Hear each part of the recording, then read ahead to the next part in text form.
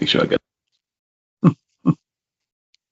What's going on, everybody? What's going on? Welcome to. I got a little scratch in my throat. You hear that stress? What's going? What's going on? Troy Rawlings here.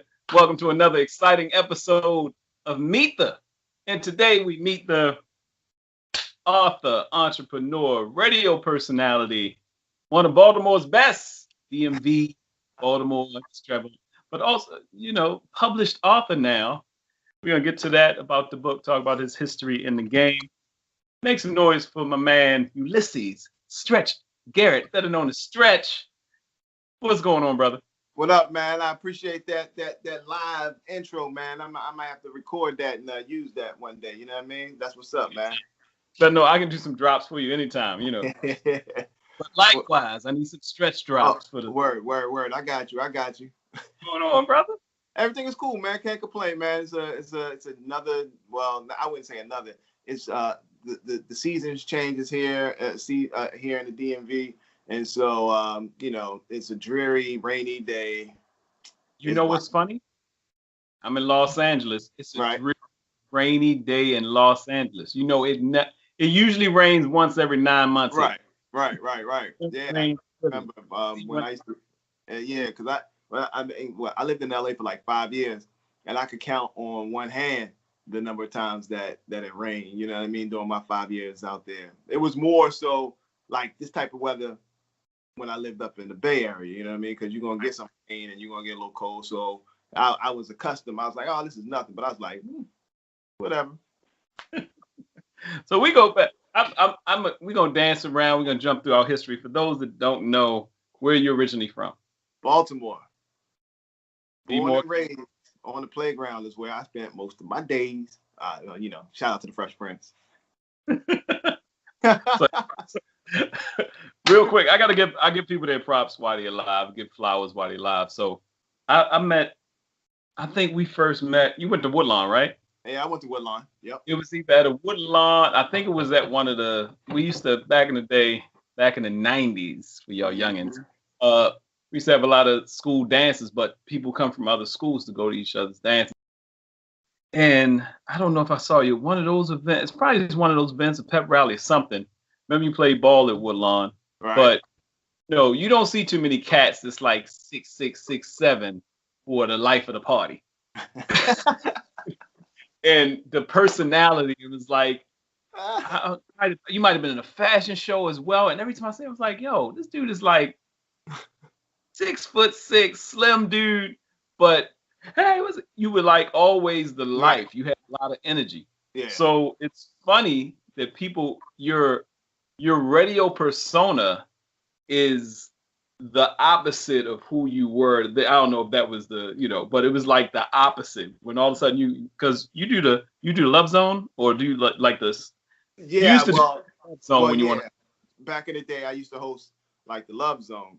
And so, of course, I can't be my ultimate hyped up, crazy individual self. But I still brought some of that sort of like flavor to the Love Zone by, adding humor with the whole element of love and affection. So, it worked out for that period of time. Most def. So when did you know you wanted to be involved in communications? Was that always the thing to get involved with radio, or what were your aspirations when you were younger? Well, first I want to take it back because, we also used to work together, brother, at an old rinky-dink restaurant that's set up on top of a hill. Were we at Parkland or Shoney's? We're at Shoney's. We worked at Shoney's together. So, Shoney's. Yeah, it's the good old Shoney's. Where I on one of my, I think I was, but this was like after I had graduated from high school. So I think I was like during the summertime. So I was home for like my freshman year. And I can remember it vividly on working that morning shift. And it was like, you remember how you had those big old kettles of like grits and like oatmeal and stuff. And they used those same kettles to put like soup and stuff in. And no one told me. They was like, yo, you got to clean it out. And like, if it was like, I just poured like the soup over top of like the leftover grits. And needless to say, I didn't last too long at the Shoney's, but it was still fun while it lasted. I just wanted to bring that up, man. You know, because we did work together. I started working in restaurant. I actually started working in restaurants when I was 12. A lot of my age got a job at the First Pizza Bowl's in Baltimore. Wow. And when I started cooking young, so it's still a passion of mine, cooking in restaurant, and I actually consult people in restaurant industry now. But man, people don't understand how much fun that used to be, just working with people and learning different things. But Shoney's, I don't think I stayed at Shoney's too long either. It was kind of a dreary, like dark place. It's like, especially because I think I worked at Shoney's years before I worked at Pargo's. Like I worked at Pargo's as a waiter. That was my first across the street. But yeah, the Shoney's days, that was hilarious. Fun times, man. Always about 3 or 4 people that would run out the building, didn't pay their bill. And they were like trying to say, stop. I'm like, man, you ain't gonna catch them. They gone. They gone. They got some energy. Up in Security Boulevard. Yeah. That's where they went. Man, that's funny, man. But yeah, no dope. But yeah. So I'm sorry, brother. I didn't mean to go on a tangent. No. I love it. I love it. So you said what led me to wanting to get into communications? Yeah. How'd you know that was the thing? Was that the thing you went to school for, or did you just want to have a passion for it? Yeah. So I had an early on passion for it, but I really didn't know, like, you know, if that was the field that I wanted to go in. But I really enjoyed listening to the radio as a kid, you know, from back then. Of course, in Baltimore, we had a heritage radio station, V103, and we had WEBB and, you know, EAA, and so many, like, just dope radio stations with very talented, like, radio personalities who ultimately I did get a chance to work with throughout my career. But ironically, I really thought I wanted to be a computer programmer, man. I had like a passion for computers and doing all this stuff like that. But it wasn't until I got into college and started taking classes, I was like, this is for the birds. I was like, this is I was like, I can't. You're like, this is holding. Just to get that. That's back in the, they don't remember the GW basic, GS DOS, and to get the, I'm trying to do a line, all these numbers make a line. Yeah, nah, man. You know, this, I was like, I'm not doing this stuff, man. But although I knew I probably would have gotten paid, like, you know, very handsomely, you know, post-graduation, but I was like, I knew I wouldn't have been happy, like, just sitting at a desk, you know, programming and all that stuff like that. So, but yeah, it wasn't until I actually was my freshman year in college, after basketball season, we had an on-campus radio station. I went to the University of Maine at Fort Kent, very small school at the very northern tip of Maine. And my advisor, she was like, hey, you know, it'd be really great if you would think about working on the on-campus radio station. I was like, well, how many people can listen? She's like, just the people on campus. I was like, and I can play what I want? And she's like, yeah. I was like, bet. You know, and that's when it all started. And every night I'm playing Public Enemy and NWA.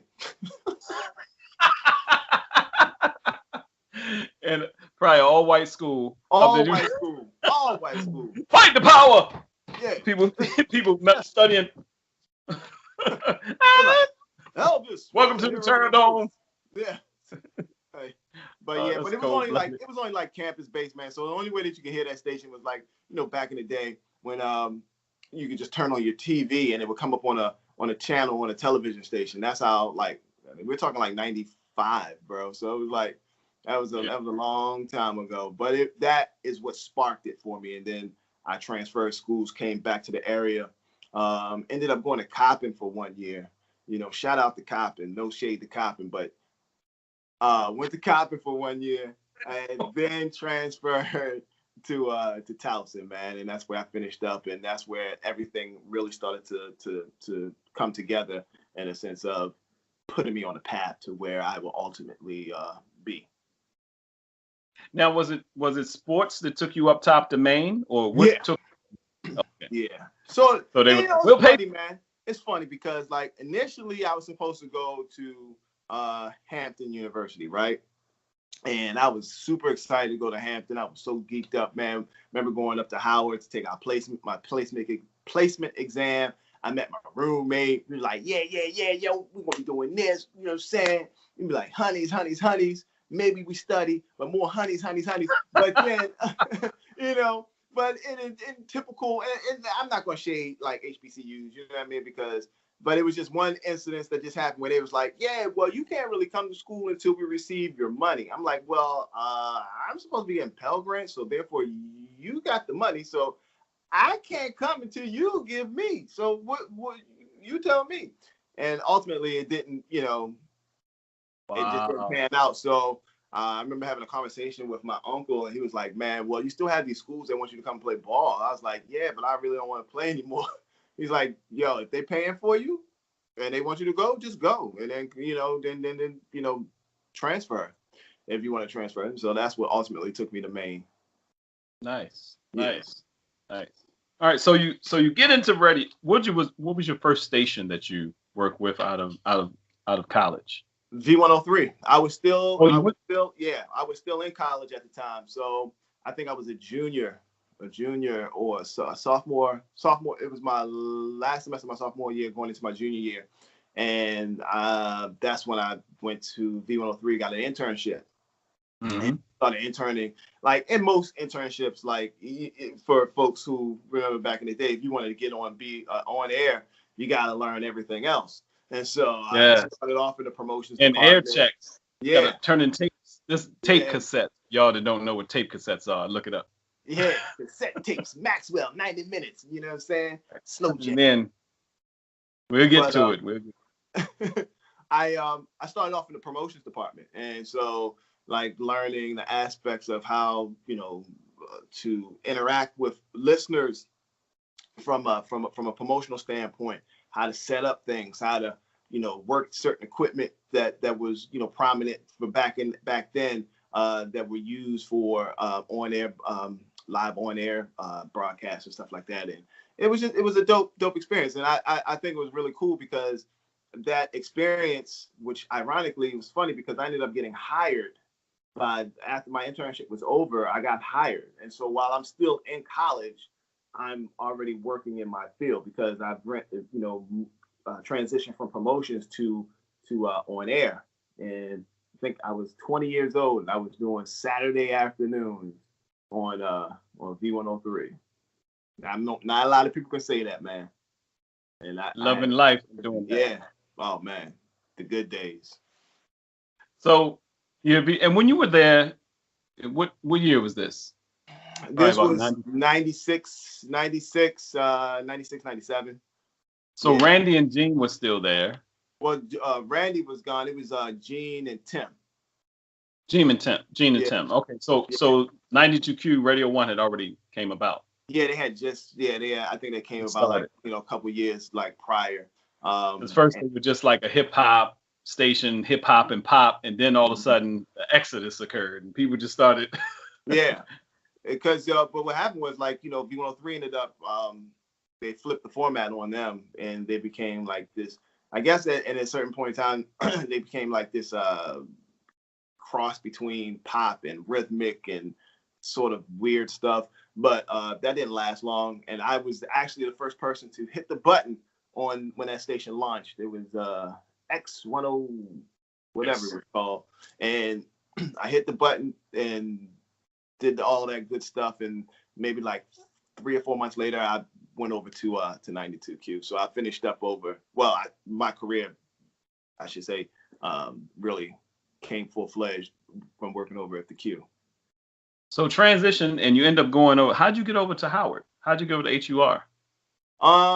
So wow, that's been around the world, and how long were you at 92Q? Because that's where you got when you went in, did you instantly go into late nights, or is that something you picked up as you developed?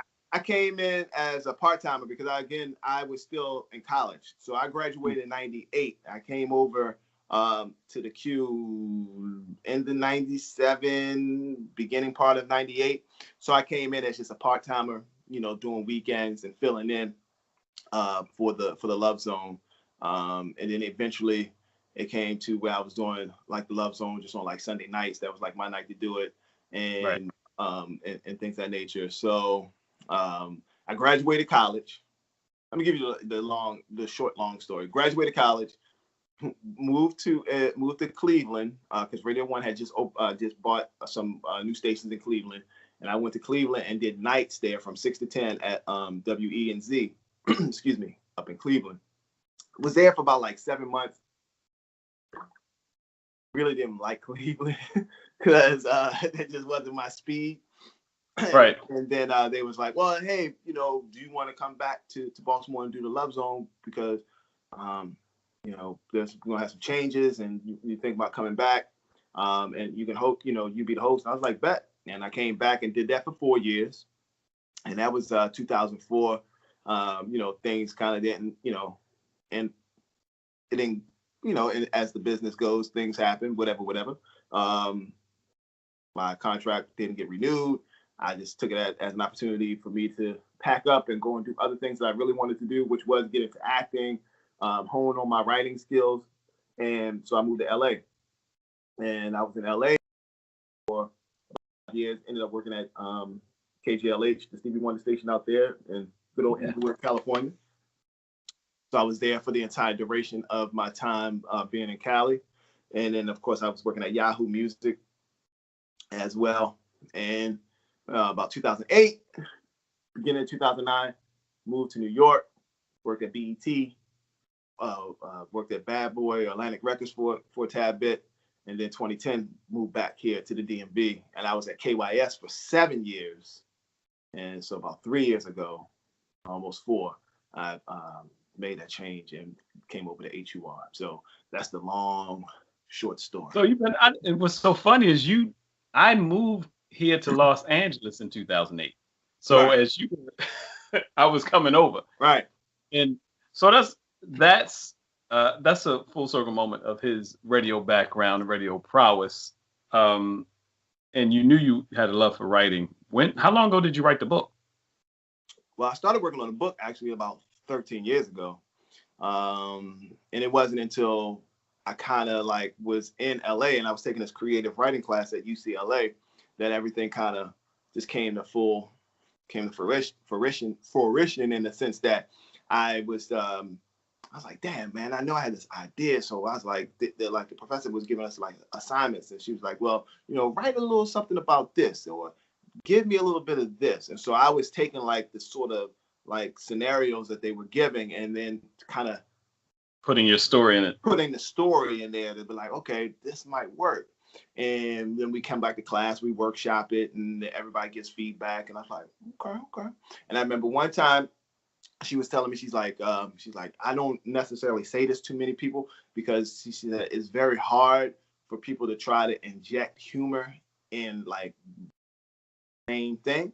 At the same time, and she says you do a very good job of it. And she's like, whatever you're getting ready to do, she said, just keep doing it. So I was like, I bet.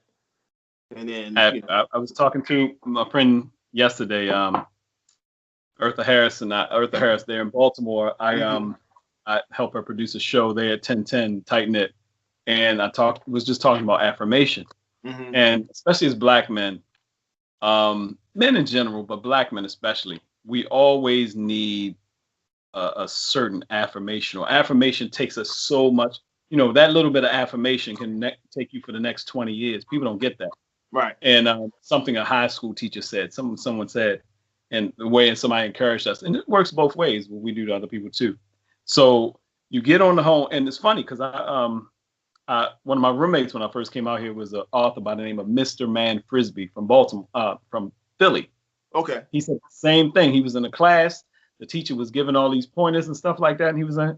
And one day when they were doing a class, he had this one. He was like, "What's this?" He's like, "This is my book." He was like, the teacher was teaching all these things, and he was putting them into his. He was like, "Man, let me just go ahead and write this book." And he wrote the book, and the teacher was like, "You finished the book?" It's like, "Yeah." Wow. But same scenario, just being able to put those things together. So is this fiction based on reality? Is it all enough? It's a fiction book based on true story? Yeah, I mean, it's fiction. It does have, bits and pieces of, reality in there. I always say, all fiction is makes, well, wait a minute, let me get my own saying right. reality is based with a little bit of fiction, or fiction is based with a little bit of reality. Something or another. You get what I'm saying. So, right. It's a reality in the mix of it. Reality and fiction. You put them together, you get bam. But yes, it's a little bit of some of my story, and other folks' stories too. You know what I mean? A lot of people I just listen. And, I take, so I'm like, oh, I remember when, this happened, and just flip it. You know what I mean? So I turn it around, remix it real good. So, but yeah, man, it's a dope story. I think it's a good story from the standpoint of you really don't necessarily see a lot of men writing romance novels, and so having this from a male's perspective, I think adds a little bit of more of excitement, and makes it makes the reader more inquisitive to find out, like, oh, well, what's going on with this character in his mind, or but not to generalize and say like all men think like this particular character. So your main character is a guy. Yeah. His name is Mason Blake Jr. Ironically, he's a radio personality in Baltimore who hosts the late night show. So that's where everybody's gonna think. They're like, yo, Stretch, this about you. I'm like, a little bit. You know what I'm saying? A little bit. But I think it's bits and pieces of me in all the characters. You know what I mean? Because that is a good way to emote certain emotions, and again, show vulnerability in a sense of through writing. Yes. See, I like to interview the interviewers. Then when you get the interviewers in, that's when you get to. Yeah. So you write the book, you come out. Now I saw you when you did a release, you had the wine. I see your wine, the cigars. Is there Ulysses Garrett? I just love the fact that his name is Ulysses Garrett. And with the stretches, Ulysses S. Garrett. Was that on purpose? Yeah. See, yeah, not directly, but I like where you're going. All right. So when you're not the wine, the cigars, is that a part of the lifestyle? Is that a part of the flow? Are you doing anything with that side of the business? I saw you had some wines at one of your releases with the last request on it. Did you ever think about getting into that side of the business? Actually, I haven't. But I've become such a red wine drinker. I mean, it makes sense in the sense of maybe partnering or just trying to start my own line of wine. That'd be dope. But I would honestly really like to kind of get into more of the cigar world too. Get my own blend and try to put some things out like that. That would be really dope as well. Yeah, a good place to go. I spent some time. Actually, my partner that writes books with me, Yonder, the book author, we started the tour together. He actually moved down to Tampa, but I was in Tampa for a while, and I was doing some stuff on Ybor City. Ybor City in Tampa, where they have Gasparilla, was actually made at Vicente Ybor made that place for his cigar rollers and the people that work with him, stuff like that. That whole city where they live. So they still roll cigars on the street down there in Ybor City. Right. So it's a great place to go where you probably can just inside track. We'll talk about that later. Okay. All right. Yeah. Bet. But because it seemed like the whole flow of it seems in the day and time, for those that are watching now, this is a time in history. I usually don't date the shows, but this is going to be a historic time, 2020, COVID-19, coronavirus, quarantine, uprising, crazy election, vote. Somebody see this. Vote. But it seems like we may be the new Renaissance and the new tastemakers. So when I saw that you were at one of your events and I saw a couple of things with you, the cigar and the wine and the book, I was like, man, it seems like we're going back to the early 1900s in the Renaissance, 100 years ago, like the 1920s. Right. The good 1920s for those that were in maybe Harlem. But it was like we had an opportunity to be a heavy part of the Renaissance, whether we had all the legal rights as everybody else or not. But what aspects of your life would you like to put on display to help people? Radio gives us a persona, But with your book and your tour, you seem like you always like people, but has this kind of pushed you more into the forefront than behind the voice? Because for years, a radio personality was like, yeah, what's going on? This is, I don't want to mention anybody's name in particular, but most of the guys were like short, burly looking dudes. You see them in person, like, oh. Right. Yeah, because that whole radio from the aspect of radio is like, always heard, never seen. You know what I mean? So like it always added that whole theater of the mind aspect of it, because especially if you're a lady, you sitting at home and you listening to your favorite Luther song, and you got your little cow going in the tub, and you ready to be taken away, and then boom, boom, boom. Yeah, that's good, because the music is necessarily the star. You know what I'm saying? Yep. Then, as of course, as we transcend and become more interactive with everything, and you start going to clubs, and then you actually start to see like who the personality is, or you be like, oh, come see me over at the Giant. I'll be here from 3 to 2, or 2 to 3, and pick up. And they be like, you go in there, and you be like, you be like, oh snap, yo, I can't wait to meet, what I'm saying, so and so.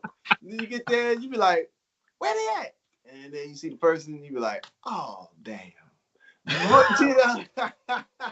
well, see, the great thing about Stretch, his name on the radio. Had you ever done anything but Stretch on the radio as far as your name, your personality? So he's Stretch, period.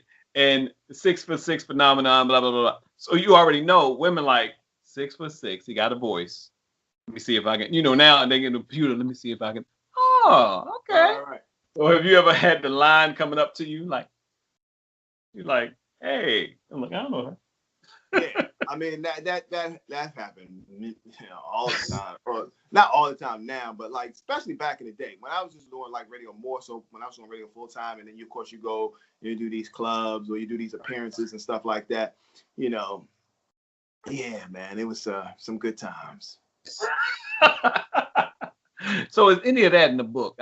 So you got to get the book. You got to bits and pieces are in the book, but again, it's fabricated. You know what I'm saying? Because I could take like one little small tidbit of something that I remember from that happened back then, and be like, and then just create this whole different thing. But it's based off of a little bit of information that I know that actually happened. The one thing I gotta worry that I've been pondering on for me, man, is like my memory starts to fade after a certain point in time, and so like I'll run into people and they be like, yo, remember when you said or you did? I'm like, dude, I don't even remember Tuesday. So I'll be getting like, I was like, damn, I gotta start really writing more stuff down so that it doesn't escape my memory, because we are getting older. Well, how did it yes, that happens sometimes. I try to keep track of, but it's weird because you'll forget something that's a certain amount, then remember something that's like 30 years back, and right. But can't remember something. Oh, you get that? You don't remember my name, do you? It's like, sister. Bro, that happens all the time. They be like, and because I ain't gonna front. Like I got like 2 of the easiest names to never forget. You know what I'm saying? Like you're never really gonna run into too many Ulysses. And of course, I mean this Stretch. You know what I'm saying? Like right. I'm not Stretch Armstrong. We all know who that is. I'm just Stretch. Right. You know what I'm saying? So you like, oh hey, Stretch, what's up? Yeah. I'm like, oh, what's up? Yeah, everything cool? You're like, yeah, man. I try to lead in with questions that may possibly give me a hint on who this person may be. But like I said, when your personality, you've met so many people, and then from traveling from Maine to New York, Cleveland, L.A. Yeah. So I'll get to that point in a minute. But so you wrote is this your first book? Your first novel? Mm-hmm. So do you want to do more things with this character? Develop a series from it, or are you going to write a memoir? Do some nonfiction? What are you thinking? No, I think I'm going to stick in the lane of doing a lot of rom-coms, man. I mean, I'm a Pisces, and we're very, emotional. So I like, yeah. So I was like, somebody's like, did y'all know each other was writing books? It's like, yeah. February 28th, I'm a Pisces. I write romantic books. I talk about sex and relationships. That's it. So I was like, let me stick with stuff that I think that I know, and that will I'm not worried about like the sales and stuff like that, but it's just more so just the content of getting out good creative content. I'm not sure about a memoir. I don't think my life is that intricate that people want to know, everything. But I may want to get into, doing like, more like murder mysteries and stuff like that. Because it's just something that's kind of like really interesting. But as far as this character in this book, I like the way that it ended, and that's it. Now, not to say that maybe one or two of the characters in the book make it their own book. That's possible, because I've been thinking about that. But the second book is going to be, I'm going a totally different direction. Nice. Now, how was that? Because somebody's watching this now, and they're like, "Well, I got an idea for a book." You always hear it. Plain Jane, who's the teacher, holding things down, nurse, whatever, housewife, dad, dudes that drive the bus, and everybody got an idea for a book. And I tell people all the time, most people never put it on paper, let alone publish the book. Most people never get it from here, start putting it on paper. How much of a release was it for you to actually write and finish the book? Man, it was a great release in the sense that I was able to kind of like, again, get to the point from A to Z. You know what I mean? So like that pathway and that journey was all over the place. You know what I mean? Because when it comes to like writing books, of course, life happens. So you have that stop start. You procrastinate. You do this. You do that. But it wasn't until I kind of like had to focus. I had to really say, okay, I'm like damn near halfway done with this book. I've been working on it since 2005-ish maybe. So and you released it 2019. Yeah. So I said, I gotta get this done. And so that would be my advice to anybody. Like, we all got a story to tell. It's a matter of how you get your story out there or how you present the story. So if you have something, start writing it. You don't even know the dynamics of how to set structure and this, that, and other. Just write. And then all that other stuff can be fixed, and it can be, formatted the way that it's supposed to be formatted. But no one's going to know your story unless you write it. True, very true. So you at what's your show on HUR now? What's your time slot? Where you? Sundays 2 to 7. Every other Sunday. So. And how has this changed everything as far as has it been easier, hard? Well, for us tech folks to know the radio side, it's kind of like we're already used to doing something away from everybody.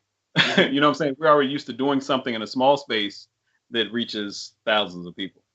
Are you referring to like the pandemic?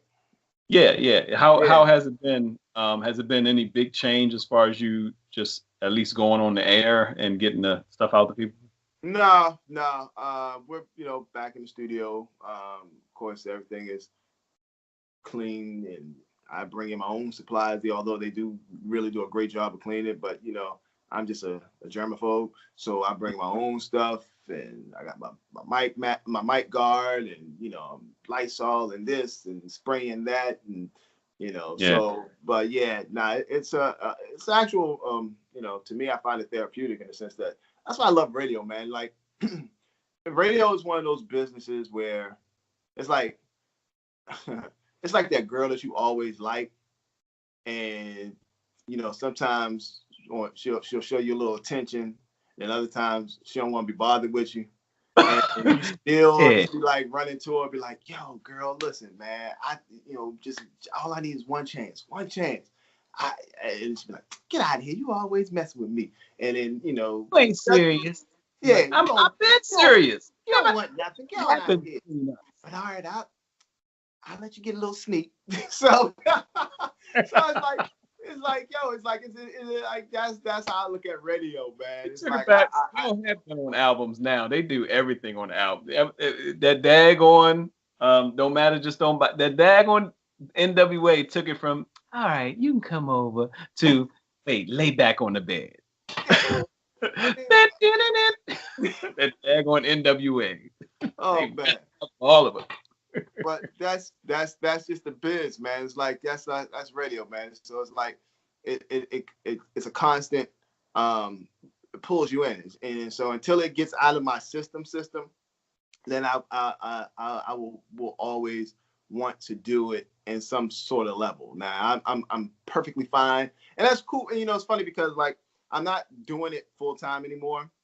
Mm-hmm. I don't think I would ever want to. I never say never, but I don't. At this point in time, I don't think I would ever want to do it full time anymore. But I enjoy being able to go in and still do what I do when I do it. But then also enjoy doing stuff like this. Like I can create my own content. Right. I don't have to worry about somebody telling me, don't do this, don't do that, because I'm doing it, and and if I mess up, then I mess up. But at least I'm putting something out or doing stuff that I think people would dig on.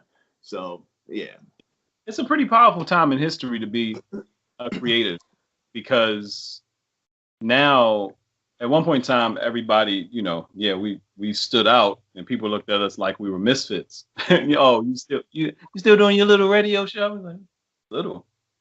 You got your little book, Right. Like kind of, but now everybody's like, oh man, I didn't know what to do. It's like, yo, you said you want to do A, B, C, and D. What did you do in the past 6 months when you were doing nothing, when you had the time?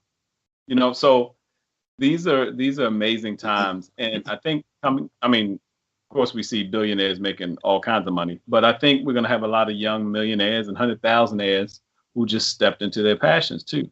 So last request, the novel. But where do you see yourself, or where do you see yourself, or where do you want to be in the next 2 to 5 years? 2 to 5 years. Well, hopefully, I would like to find myself with a family. Have a find a family. Just yeah. Who's that? Family. Family. Come on in. Sit your ass right there. Family. Yeah. Oh, you're an Asian girl. Come on. It's a family. Who knew? Right. But like get married, start a family, things of that nature. But definitely, I would like to continue. Well, that's 10 years. So as soon as that happens, as soon as you have a child, any part of the family, time starts. Right. Oh yeah. Well, yeah. Well, Well, I have my little one is about to be 9 next Sunday. Wow. Next Sunday? Yeah. I keep looking at the count like, what? Yeah. 9 years old. My undetermined child is still 0. So that's good. Boy, you shouldn't have said that at least you ain't say it on the air. Yeah. So y'all gonna have a quarantine cookout? Is Stretch gonna be there? You can't see the bottom of their face. Huh? Hey, let me tell you, man. I'm tough for everybody out there, fellas, and ladies too. If you meet somebody outside right now and they got that mask on, you better make sure they send you a photo with them without that mask on, because I seen something the other day, brother. I was going to the store. I was like, damn, ooh. I was like, she banging. Like, body was potato. You know what I'm saying? Eyebrows, ting, ting, hair and the eyes. I was like, wow. And then when she got to her car and took a mask off and she smiled, I was like, wait a minute. There's a whole lot of porcelain missing up in that mouth, boy. Like you was running through a cemetery. You was like, oh, that's a daggone shame. Oh man. Like a practice field in the NFL. Hit you with the Barry Sanders. Man, that's funny, man. Yeah, and ladies and gents, don't think just because you got this mask on, you can pull an okie doke. Brush your teeth, wash all this. If you got ash down here, you gotta, because there's a special. I noticed wait a second. I noticed there's a new ash that's starting to happen when you get the mask on. Like ash now. I had to make sure I shave and moisturize this, y'all. Make sure you got your chapstick. Ladies leaving lipstick in their mask. Yeah, y'all got to train it up. Had a half crescent Half ass. Lotion all. This is really needs to be moisturized. Oh, man. Just been getting nothing but carbon dioxide. Moisturize. You funny, man. But yeah. Go ahead, man. I'm sorry. No. I just wanted to get that because a lot of times these are more inspiring than most people know. I interview people like yourself. I don't know how many times you get a chance to do, like I said, be on the other side and get a chance to be interviewed. I love interviewing people like that. And I love it because everybody has a story. Right. And you may not think your story is very interesting, but you go from Baltimore to Maine to California. Cleveland. Oh, Baltimore, Maine, Cleveland, back to Baltimore, over to Cali, back to Maryland, DC, Maryland. No. Back to go to New York. New York. Then came back down. So with that in and of itself, the experiences you had and being able to meet the people and do the things you do to be able to bring it back and say, okay, I like this home. Are your parents still alive? Yeah. Yep. Still kicks. And in Maryland? Out there in Woodlawn, yep. See, so that's a great thing to have that base, to be able to travel and do different things and see different things and still have so much life ahead. Young cat, ladies. So had them teeth, ladies. Check your grill. Give yourself some air, do some facial. When you get in the car, moisturize this and redo your. You never know who's watching, ladies. Put on some of that Moulin Rouge. Sorry. Right. Now y'all think these guys are being creepy. Now we ain't being creepy. I saw a lady today leave the market. I was like, oh, shucks.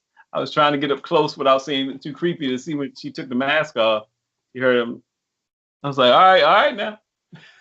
Hey, trying to tell you, man. Can't do the, but there's some people like our Muslim brothers and sisters is used to it. It's all the eyes. It's all in the eyes. No, brother, we can't do that. We can do the eyes a little bit, but you gotta take that mask off. I gotta see you. Thank God for Skype. It's like, you on Instagram? I'm on Instagram Live. It's all in the eyes. It's all in. Right, it's all in the eyes. No, the hell it isn't. No, no, my brother. Oh man, that's funny. All right. All right, Stretch. I ain't gonna hold you too long.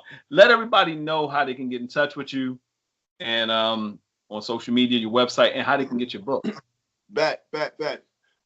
Yo, first and foremost, man, Troy, thanks for having me, man. I really enjoyed myself. I love doing these things because, I'm always the interviewer. So it's always interesting to be the interviewee. So thank you, man. And much continued success to you. Keep striving. Keep doing your thing out there, man. We are very proud of you, brother. Keep doing your thing, man. Thank you, brother. Thank you. That means a lot. Thank you so much. But you all can follow me right now on Instagram at StretchG and also at Dope Since 76 Media. That's my media company. Please follow, and you can hit me up on Twitter at Stretch Garrett. My website is dopesince76.com. And of course, my book, Last Request, is available everywhere books are sold, online. Amazon, Barnes & Noble, Books A Million, Target, wherever. You can pick it up. And I would appreciate it if you do. And give it a read and leave me a review and let me know what you thought about the book. And that's what's up. Well, Steph, we got some virtual events coming up. I'm definitely gonna hit you up soon and let you know, because we want you on the chapters. We have something called Chapters Live. It's kind of a take. It's like kind of like Verses, but for authors. Okay. So we'll tell you about that. We'll definitely bring you on with Yond and everybody. But Stretch, Ulysses Stretch Garrett, aka Stretch, the 6'6" phenomenon. Boop. Love you, brother. Thanks for spending some time with me. Thank you, man. I appreciate you, dude. And have a good night out there, man. Most def. You too. I'll talk to you soon. Thank you.